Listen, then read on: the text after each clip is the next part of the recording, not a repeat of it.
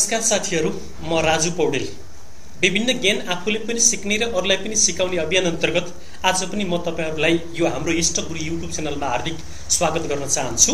र आज म तपाईहरु समक्ष नेपाल स्टक एक्सचेन्जले अहिले हामीलाई घरमै बसी बसी अथवा विश्वको जुनसुकै कुना काप्चामा बसी बसी अनलाइन ट्रेडिङ को युजर नेम र पासवर्ड कसरी लिनको लागि अनलाइनबाट आवेदन गर्ने, केवाईसी खोल्नको लागि कसरी आवेदन गर्ने र केवाईसी कसरी अपडेट गर्ने भन्ने बारेमा महत्त्वपूर्ण नयाँ प्रविधिको विकास गरेको छ।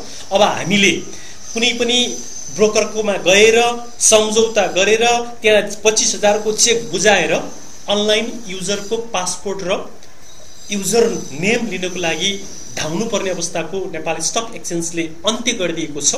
यसको लागि नेपाल स्टक एक्सचेन्जलाई धेरै धेरै धन्यवाद प्रकट गर्न चाहन्छु। अब तपाईहरु विश्वको जुनसुकै कुना काप्चामा बसेर नेपालको दूरदराज गाउँमा बसेर पनि सजिलैसँग TMS सिस्टमको युजर नेम र पासवर्ड यहीबाट लिनको लागि आवेदन गर्न सक्नुहुन्छ। यदि तपाईहरुलाई ब्रोकर मन परेन, पहिला भइराखेको ब्रोकरले राम्रो सेवा सुविधा दिएन भने यहीबाट तपाईहरुले ब्रोकर पनि परिवर्तन गर्न सक्नुहुन्छ भन्ने कुराको जानकारीमूलक भिडियो लिएर तपाईहरु समक्ष प्रस्तुत भएको छु। यो भिडियो प्रस्तुत गर्नु भन्दा अगाडि तपाईहरु हाम्रो च्यानलमा पहिलो पटक भिजिट गर्दै हुनुहुन्छ भने हामीलाई अझ प्रोत्साहन गर्नको लागि, अझ हौसला प्रदान गर्नको लागि भिडियोको तल लेखिएको सब्स्क्राइब बटनमा एक क्लिक गर्न नभुल्नु होला। साथै आगामी दिनमा पनि यस्तै महत्त्वपूर्ण जानकारीमूलक भिडियोहरु हेर्न चाहनुहुन्छ भने सँगै रहेको बेल बटनमा एक क्लिक गर्नु होला भन्दै अब म तपाईहरुको ध्यान केन्द्रित गराउन चाहन्छु। अब तपाईहरु ल्यापटप अथवा डेस्कटपको कुनै पनि ब्राउजर खोलेर गुगल सर्चमा जानुहोस्। गुगल सर्चमा गएर न्यू वेब nepalstock.com.np भनेर टाइप गर्नुस्। त्यसपछि यस्तो खोल्नेछ। त्यसपछि नेपाल स्टक एक्सचेन्जमा क्लिक गर्नुस्। नेपाल स्टक एक्सचेन्जमा क्लिक गरिसकेपछि यस्तो प्रकारको स्टक एक्सचेन्जको एउटा पेज खोल्नेछ। जुन पेजको तपाईहरु यहाँनेर गएर ब्रोकर भन्ने छ, ब्रोकर्स भन्ने यहाँनेर गएर क्लिक गर्नुहोस्। यहाँ क्लिक गरिसकेपछि नेपालमा 50 वटा ब्रोकर छन्। 50 वटै ब्रोकरको यहाँ लिस्ट दिएको छ। अब तपाईहरुले यदि तपाईहरु अलरेडी ब्रोकरमा केवाईसी छ, तपाईको त्यो ब्रोकरले राम्रो सेवा सुविधा दिइराखेको छ तपाईलाई भने त्यही ब्रोकरमा गएर अनलाइन युजर र पासवर्डको लागि एप्लाई गर्नुहोस्। होइन तपाईहरु नयाँ हुनुहुन्छ भने अब साथीभाइहरुसँग शेयर बजारमा लागेकाहरु, सेकेन्डरी मार्केटमा कारोबार गर्नेहरुसँग बुझेर कुन ब्रोकर राम्रो छ, कुन ब्रोकरले राम्रो सेवा सुविधा दिँदै आइराखेको छ भन्ने कुरा बुझेर यो लिस्टहरु मध्येबाट तपाईहरुले ब्रोकर छान्नुस्। यदि तपाईहरु पुरानो हुनुहुन्छ र त्यो ब्रोकरले तपाईलाई सन्तुष्टि गराउन सकेको छैन भने यहीबाट तपाईहरुले ब्रोकर चेन्ज गर्न पनि सक्नुहुन्छ। अब म आज जसको लागि मैले युजर नेम र पासवर्ड आवेदन गर्न गइराखेको छु त्यो व्यक्तिको अलरेडी 35 कोइनुर सेक्युरिटीज प्राइभेट लिमिटेडमा केवाईसी भएको हुनाले त्यही ब्रोकर कम्पनी म छान्न गइराखेको छु।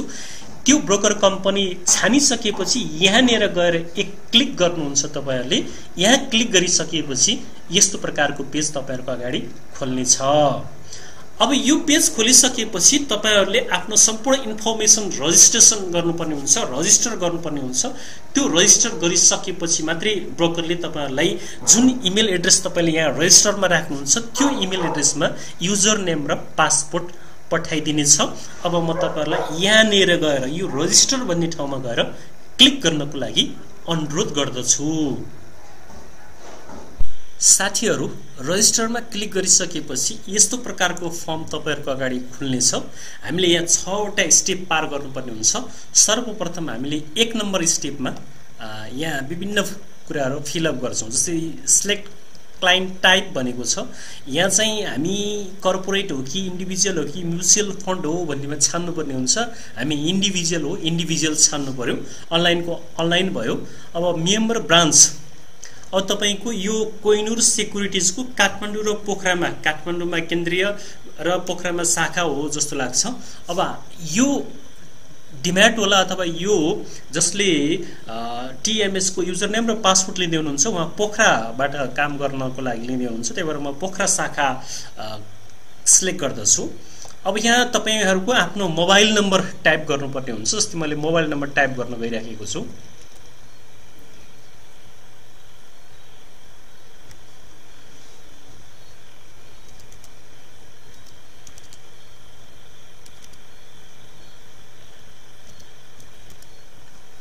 मोबाइल नम्बर टाइप गरिसकेपछि यहाँ पेन नम्बर भनेर आएको छ। यदि तपाईहरुले पर डे 5 लाख भन्दा बढीको शेयर कारोबार गर्नुहुन्छ भने पेन नम्बर अनिवार्य हुन्छ। तर 5 लाख भन्दा तलको कारोबार गर्नुहुन्छ भने पेन नम्बर अनिवार्य हुँदैन। यदि तपाईहरुको पेन नम्बर अलरेडी छ भने जतिकै सुकैको कारोबार गरे पनि यहाँ राख्न सक्नुहुन्छ। यो केवाईसी वालाको पेन नम्बर नभएको हुनाले मैले यहाँ पेन नम्बर राख्दिन। अब इमेल ठेगाना, जुन इमेल ठेगानामा तपाईलाई ब्रोकरले TMS को युजर नेम र पासवर्ड पठाउँछ त्यो इमेल ठेगाना यहाँ टाइप गर्नुस्।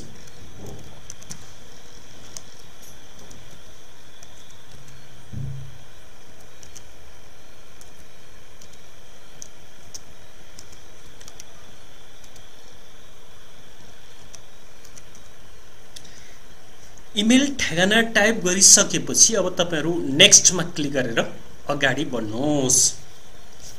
एक स्टेप पुरा भयो। अब इन्डिभिजुअल डिटेलमा तपाईहरुले अब केवाईसी भर्दाखेरि जुन जुन डिटेल तपाईहरुले भर्नुपर्ने हुन्छ त्यही डिटेल यहाँ हामीले भर्ने छौं। जस्तै यो जसले युजर नेम र पासवर्ड लिँदै हुनुहुन्छ उहाँको फुल नेम लेख्नु पर्यो। जस्तै म लेख्छु फुल नेम। मिडल नेम छ भने मिडल नेम पनि लेख्नुस्।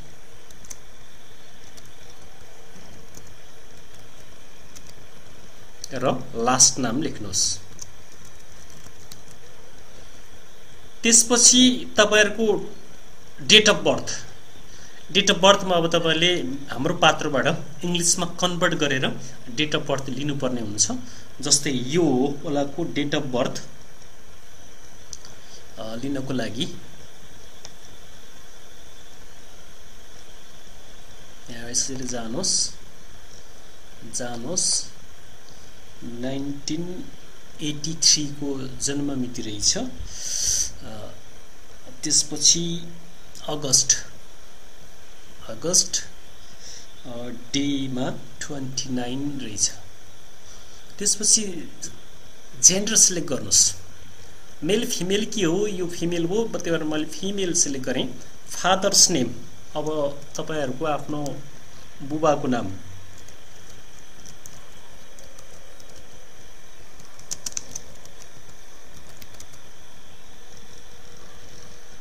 मदर्स नेम हाल्नुस्।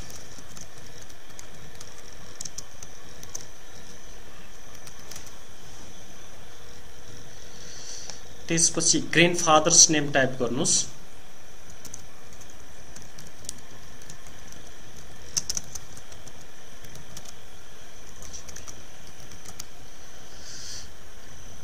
त्यसपछि इज एनआरएन भनिएको छ। यदि तपाईहरु एनआरएन हो भने यस गर्नुस्, यदि होइन भने नो गर्नुस्। नो मा टिक लगाउँछु मैले। इज माइनर भनेको छ, यो पनि माइनर होइन भने नो गर्नुस्। अब नेशनलिटी नेपाल भयो। अब सिटिजन नम्बर, अब तपाईको नागरिकता नम्बर यहाँ टाइप गर्नुपर्ने हुन्छ। नागरिकता नम्बर मैले यहाँ 37 नागरिकता नम्बर टाइप गरिसकेपछि सिलेक्ट सर्टिफिकेट इटु कहाँबाट तपाईको नागरिकता इस्यु गरेको त्यो जिल्ला छनौट गर्नुस्।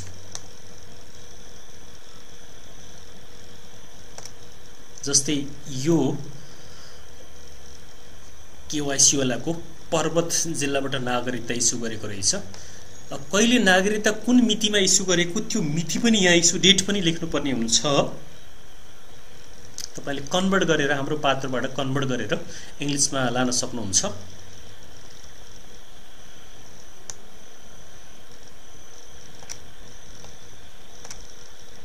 जस्तै यो नागरिकता 2002 मा इस्यु गरेको रहेछ। सेप्टेम्बर 20 मा।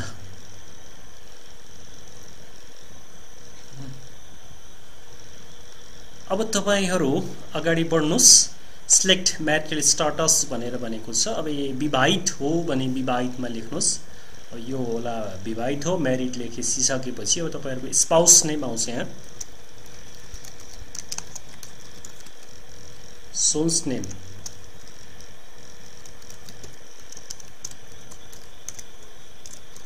छोराको नाम लेख्नुस् यदि छोरा छ भने। डाउटर नेम,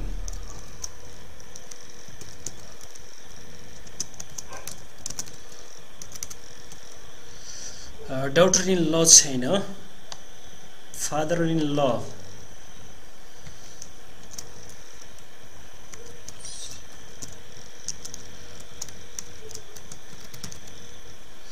mother-in-law,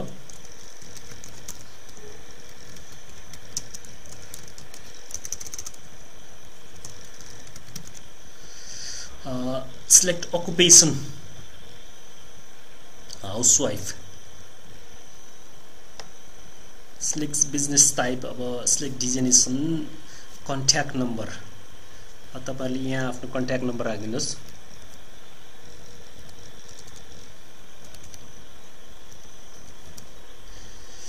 अब इम्प्लोइ हो भने इम्प्लोइ आइडी कार्ड सार्ड यस्ता कुराहरु छान्नुस्। अब यो हाउसवाइफ भएको हुनाले केही छैन यसमा। अब फाइनान्शियल कतिको तपाई अप टु 5 लाख को यहाँ सिलेक्ट गर्नुस्। इन्भल्भ इन इन्भेस्टमेन्ट कम्पनी नो। त्यसपछि यी सम्पूर्ण इन्फर्मेसनहरु तपाईले टाइप गरिसकेपछि नेक्स्ट मा क्लिक गर्नुस्। नेक्स्ट मा क्लिक गरिसकेपछि भिडियो अलि लामो हुन सक्छ किनभने विभिन्न स्टेपहरु हामीले पार गर्नुपर्ने हुन्छ। झर्को नमानिकन भिडियो हेरेर सिक्नु होला। अब तपाईहरुले यहाँ एड्रेस डिटेल भनेर भनेको छ। अब पहिला पर्मानेन्ट एड्रेस भनेर भन्दै छ। अब स्टेट छान्नुस्, आफ्नो स्टेट कहाँ हो, डिस्ट्रिक्ट छान्नुस्। त्यसपछि म्युनिसिपालिटी छान्नुस्, वडा नम्बर छान्नुस्, यहाँ लेख्नुस् स्ट्रीट,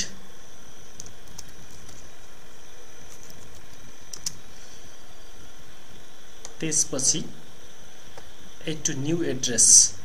यदि तपाईहरु अहिले बसोबास गर्नुहुन्छ भने Nepal state province district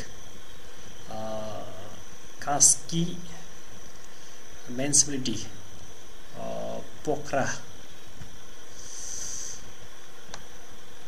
ward number लेख्नुस् अनि आफ्नो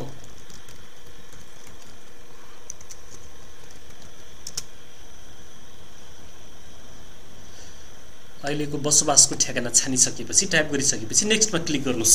नेक्स्ट मा क्लिक गरेपछि तपाईहरुको 3 स्टेप पनि गइसकेको छ। अब 4th स्टेपमा जानुस्, सिलेक्ट अकाउन्ट। अब बैंक अकाउन्ट नम्बर तपाईको पहिला बैंक कुन हो त्यो बैंक छान्नुस्। जस्तै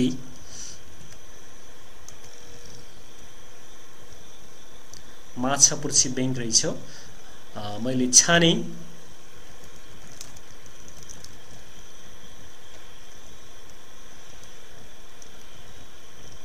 त्यसपछि शाखा कहाँको शाखा हो त्यो शाखा छान्नुस्। त्यसपछि सिलेक्ट टाइप तपाईको transactional, current, settlement, collateral, transactional छान्नुस्। अकाउन्ट नम्बर तपाईको बैंक खाता यहाँ टाइप गर्नुपर्ने हुन्छ। जस्तै मैले बैंक खाता टाइप गर्दै छु। बैंक खाता टाइप गरिसकेपछि अब तपाईहरु नेक्स्ट मा क्लिक गरेर अगाडि बढ्नुस्। 4 स्टेपमा अब तपाईहरुले प्रोडक्ट सिलेक्ट प्रोडक्ट टाइप भनेर यहाँ छान्नु पर्ने हुन्छ। यो छान्नुस् क्याश एन्ड क्यारी भन्ने। Select order type limit order भनेर सिलेक्ट गर्नुस् र नेक्स्ट मा क्लिक गर्नुस्। तपाईहरुको अब 5औं स्टेपमा गइसकेपछि डिम्याट नम्बर BOID भनेको तपाईहरुको डिम्याट नम्बर हो। त्यो डिम्याट नम्बर यहाँ तपाईहरुले टाइप गर्नुपर्ने हुन्छ।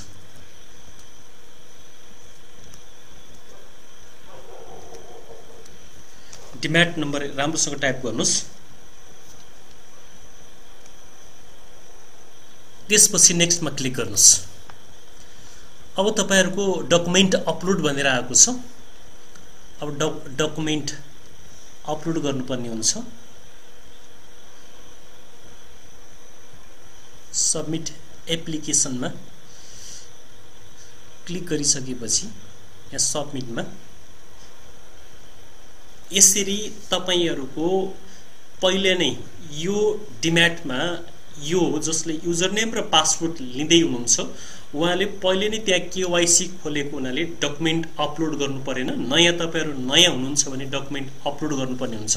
यसरी तपाईहरुले अब घरमै बसेर त विश्वको जुनसुकै कुनै काप्चामा बसेर पनि सजिलैसँग कुनै पनि ब्रोकरकोमा नगइकन, ब्रोकरसँग सम्झौता नगरिकन तपाई जहाँसुकै बसेर पनि TMS को अनलाइन युजर नेम र पासवर्ड सजिलैसँग आवेदन गर्न सक्नुहुन्छ र ब्रोकरले तपाईले त्यहाँ जुन इमेल एड्रेस राख्नु भएको छ त्यही इमेल एड्रेसमा तपाईलाई युजर नेम र पासवर्ड पठाइदिन्छ। केवाइसी अपडेट गर्न पनि सक्नुहुन्छ। जुन अघि हामीले सारा इन्फर्मेसनहरु त्यहाँ फिलअप गर्यौं त्यो केवाइसी अपडेटको लागि थियो र पहिला अलरेडी नै यो युजर नेम र पासवर्ड लिने लगानीकर्ताको केवाइसी त्यहाँ भएको हुनाले यहाँ हामीले डकुमेन्ट अपलोड गर्नु परेन। तपाईहरुले त्यो स्टेपमा गएर डकुमेन्ट नागरिकता फोटो अपलोड गर्नुपर्ने हुन्छ। यसरी तपाईहरुले अब सजिलैसँग जुनसुकै स्थानमा बसेर पनि नेपालका 50 वटै ब्रोकर मध्ये जुन तपाईलाई सजिलो लाग्छ, जुन ब्रोकरले तपाईलाई सन्तुष्टि दिन्छ त्यो ब्रोकरलाई TMS को युजर नेम र पासवर्डको लागि अनलाइनबाट एप्लिकेसन गर्न सक्नुहुन्छ, अनलाइनबाट आवेदन दिन सक्नुहुन्छ। त्यसैगरी केवाइसी अपडेट गर्न सक्नुहुन्छ, केवाइसी नयाँ खोल्न सक्नुहुन्छ भन्ने कुराको महत्त्वपूर्ण जानकारी दिँदै यो भिडियो हेरिसकेपछि अब तपाईहरुले पासवर्ड रिसेट कसरी गर्ने र अनलाइन ट्रेडिङ कारोबार कसरी गर्ने भन्ने सन्दर्भमा हामीले यसभन्दा अगाडि नै दुईवटा भिडियो बनाइसकेका छौं।